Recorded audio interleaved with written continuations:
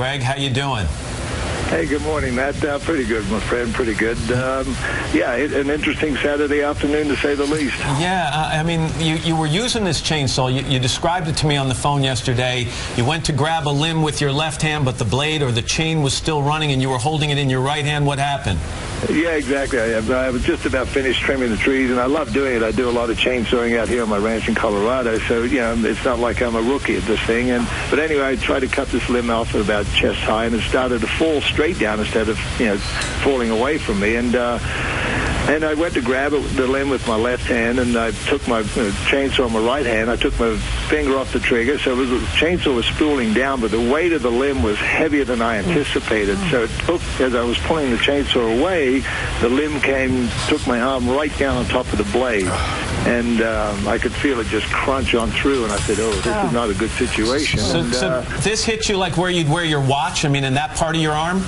Yeah, exactly right. Just above where you'd have your watch on your left hand, yeah. So I was very, very lucky. You know, number one, the blade was spooling down. Number two, I missed my main artery and tendon by micromillimeters. And so my first phone call was to my wife, Kiki. I said, you better get a towel and a tourniquet and meet me in the backyard. She said, what's wrong? I said, nothing.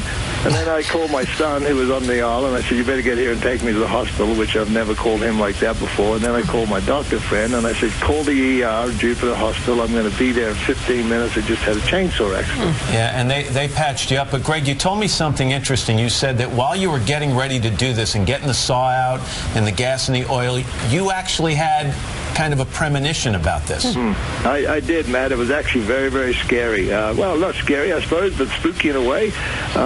And I was putting my chainsaw in the back of my car to go down there and do it. And this feeling came over me. I said, something bad is going to happen. And I paused, and I said, nah, you know what?